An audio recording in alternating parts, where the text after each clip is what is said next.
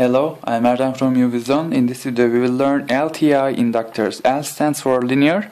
Our inductors will be linear inductors and they will be time invariant, abbreviated as TI. And inductance will never change throughout the or dependent to time. We draw inductors like this curly wire. And basic equation that defines the inductor is flux equals to inductance times current, and we know that time derivative of the flux is voltage. To relate current through inductor to voltage across inductor, we can take derivative of both sides here. We have d phi over dt on the left hand side, and on the right hand side we have L times dIL over dt. L is just a constant, so it's in the out of the derivative, and we can relate these two from this equality. Take this dt near the VL and L to the denominator of the VL, and take integral from minus infinity to a time t. What you get is total current IL. IL is then 1 over L minus integral from minus infinity to a time t VL dt. And in most of the time you will be given initial current which includes the current from minus infinity to a time t 0. In that case you will add initial current to the integral from t0 to t VL dt times 1 over L. And this is the most useful equation about inductors. You will probably won't use this one as much as this. Power of the inductor is very simple, of course. You will multiply current with the voltage, and to find energy, of course, you will take integral of power with respect to time. And you know that voltage across inductor is equal to L times dIL over dt, and if you write this one here, dt's obviously cancel out each other, and what you have is L times IL times dIL. Then this integral is very simple, right? If you evaluate this integral at these limits, you have 1/2 L times ILt squared, and minus here I have made a typo, so this will be a minus 1/2 L times ILt0 squared. Alright, let's move on to the continuity property. If the voltage remains bounded in a time interval TA and TB, then current through inductor is a continuous function in that interval. I have drawn here voltage graph of the inductor, and according to this trivial or random voltage graph, I have tried to draw current through inductor. Remember, a voltage is bounded if it doesn't have delta values, right? I have discussed this thing in capacitor properties, so I won't get into much details. Suppose you have this voltage across the inductor.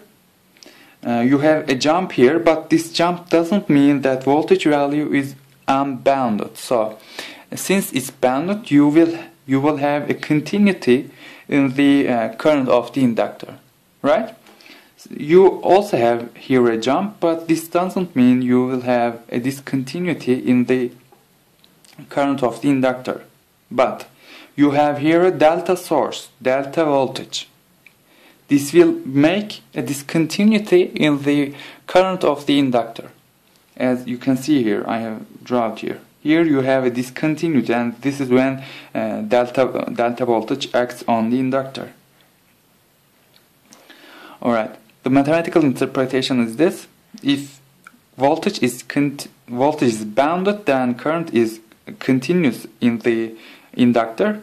So I have written here the limit mathematical interpretation, which is the mathematical thing of these words. Okay, let's move on to the initial condition models. Suppose you have an inductor with initial current I0. You can replace this with an inductor and with a current source. But your inductor will have zero initial current, and your current source will supply I0 times U times t minus t0. This step source removes the effect of current source before time equals t0, because you are replacing just after the t equals t0. All right. Another model that you can replace this structure is this one, an inductor and the voltage source. Your inductor again has zero initial current, and your voltage source will supply L times I0 times delta. And delta gives an unbounded voltage to the circuit. Alright, let's move on to the conservation of flux. In some cases you will see that you will turn off a switch, and then two, three, four inductors will be in series immediately. And after this turning off, you will be asked an output of the inductor.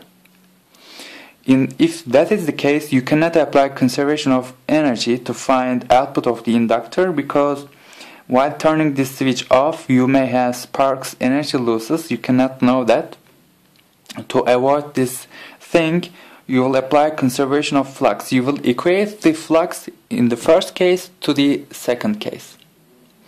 In the first case, you have IL1 times L1 flux, amount of flux, right? Flux definition. And you have here IL2 times L2, amount of flux. In the first case. In the second case, you have two series inductors, and you can sum the inductances up to reduce them into one single with inductance L1 plus L2, right? And since these are in series, current through them will be the same. I prime L1 is equal to I prime L2, and you can have one of them in the equation of flux. Doesn't matter, I have included I prime L1. In the second case, total flux is I prime L1 times L1 plus L2. You may ask that they are not connected, and how a current flows through these pels, right? And you are true, no, current cannot flow through them, but I have just drawn them to interpret you to situation. You will not see a thing like this. There cannot be any current flowing through this inductor, but they will be connected in some fashion that after turning off switch they will be in series. Alright? Okay. Let's move on to the behavior under DC source after a very long time. After a very long time, inductor contains maximum flux that it can, so it will not need any more flux. And you know that flux change of the inductor causes a voltage difference. Since no flux change of the inductor, you will not have a voltage change across the inductor, so it will act like a short circuit. After a very long time under DC source, inductor will act like a short circuit. Okay, behavior under impulsive source. Remember, impulsive source acts on a very little time interval.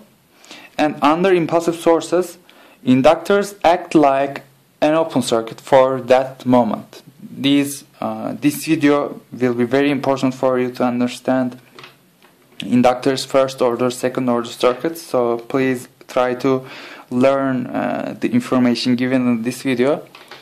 That's all for this video. Thanks for watching.